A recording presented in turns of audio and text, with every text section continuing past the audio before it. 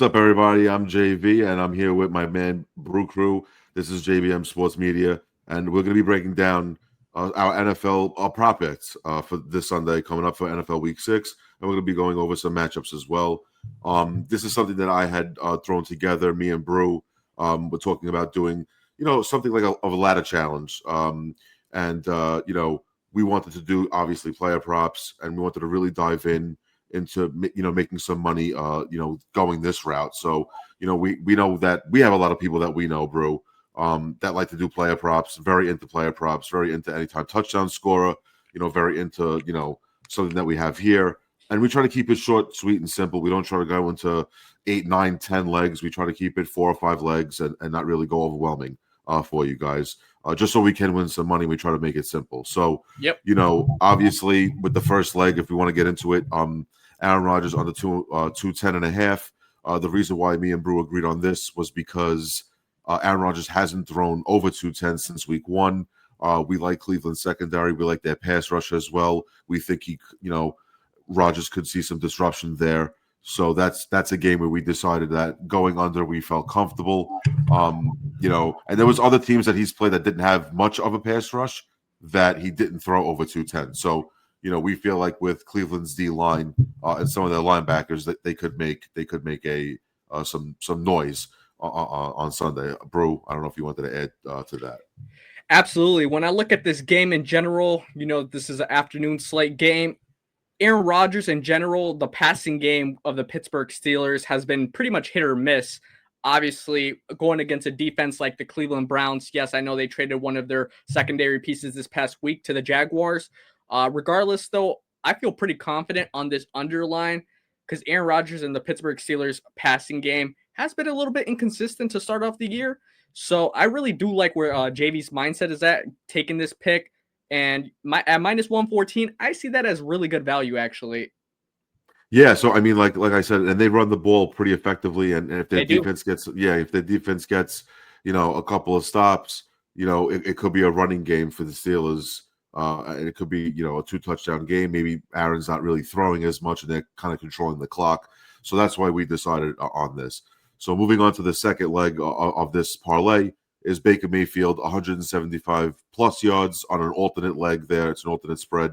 This is a The good reason one. why.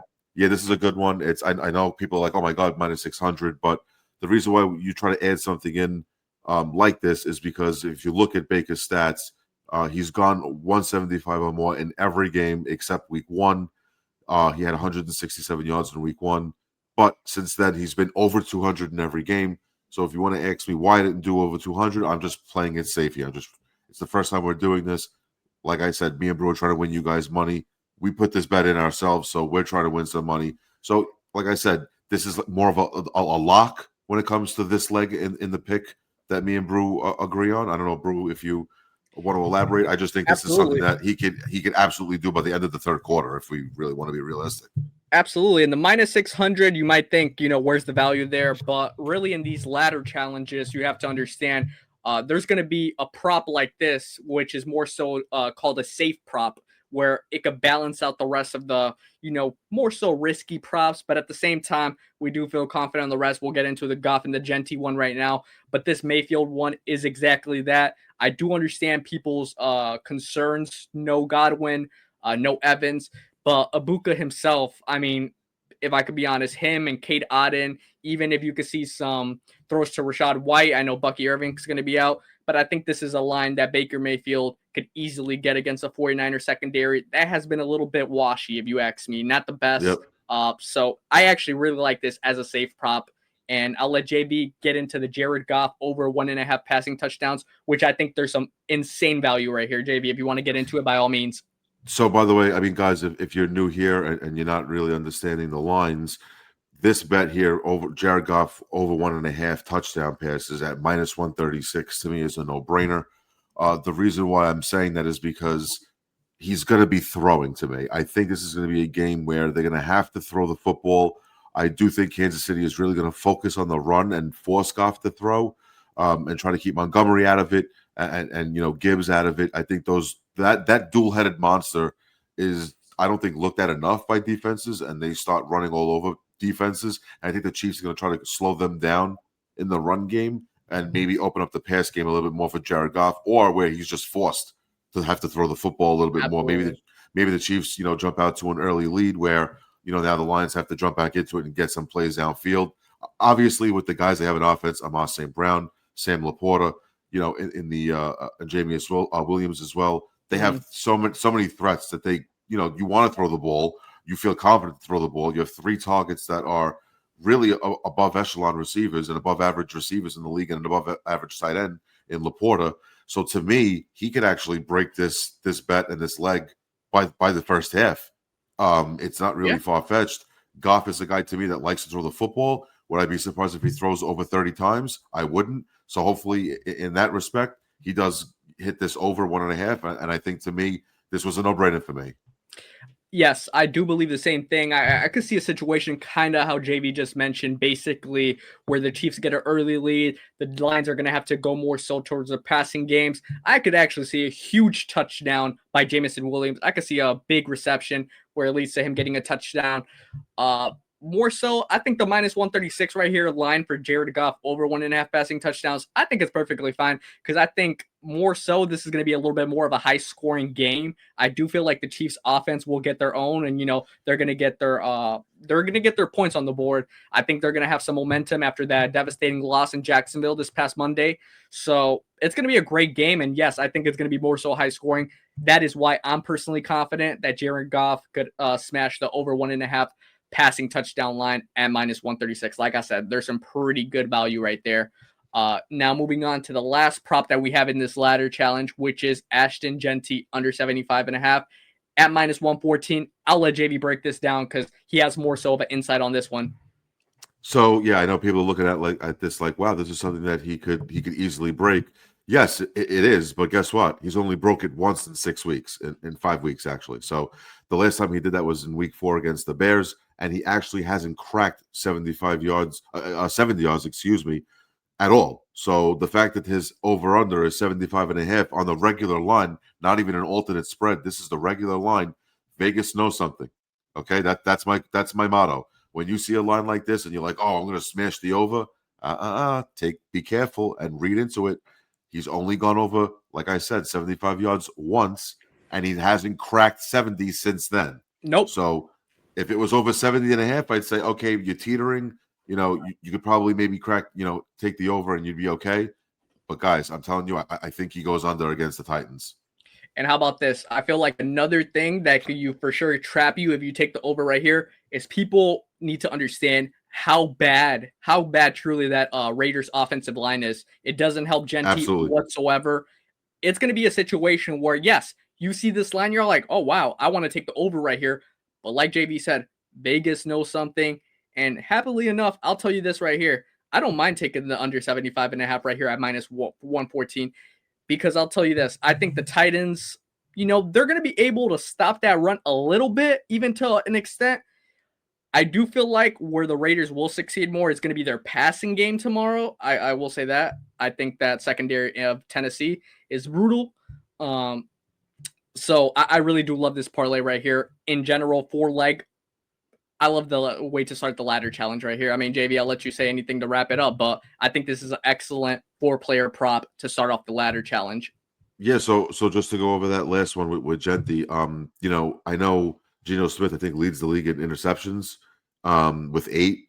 If you're going to turn the ball over, you're also not going to give your running back any chance to make up yards when you're turning the ball over. So that's another key aspect to the offense here for the Raiders. If your quarterback is going to be responsible for 67% of your turnovers or even 100% of your turnovers, and you're turning the ball over multiple times, you're not going to be able to run the football, and you're also going to be throwing more now because you're probably playing catch up. So that's another reason why we took the 75.5 as well.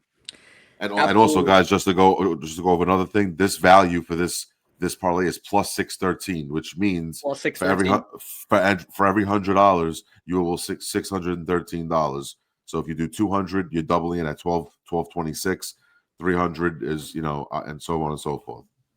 Yeah, and like I said, even if you want to start this ladder challenge with us, we'll start it off at $10. We'll continue going it on. I know we have and we could dabble into the ladder challenge with any other different sport when it comes to player props, potentially baseball, basketball's right around the corner, hockey's currently going on. We have football tomorrow, well, we have obviously other than the Sunday night, we have football on Monday, a doubleheader. Monday Night Football. So there's a lot. There's a lot that we're going to be looking at when it comes to this ladder challenge. The goal is 10 days, 10 ways to go about improving our money, making sure that we, no matter what, make profit. That is the important part right here, making profit.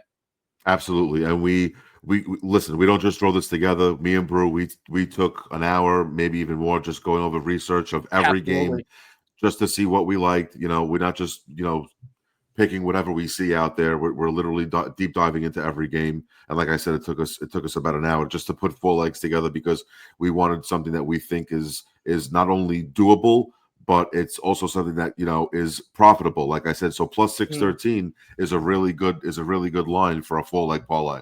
Yeah, I really enjoy this parlay, and I think for us to start off the ladder challenge in this way, I think you couldn't have it any other way, in my opinion.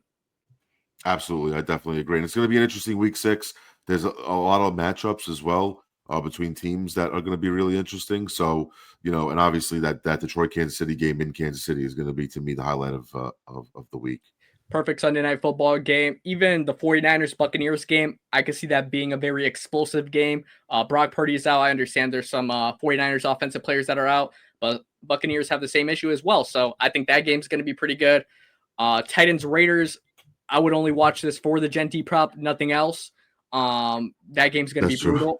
Yeah, it's true. The Browns Steelers, I mean, I don't even know what to tell you. That's a defensive dogfight. That's what I think it's going to exactly. be. I really do think it's going to be whoever runs the football a little bit more effectively and makes a stop on defense might win that game. Absolutely, yeah. Well, here it is, guys. I'll let JV wrap it up right here, but I really have fallen in love with this. Like he said, we cooked it for over an hour, and I'm ready for this to play out. I really am. And guys, we're going to be doing this a lot more, obviously, with the ladder challenge that we're going to be doing, sponsored by JBM.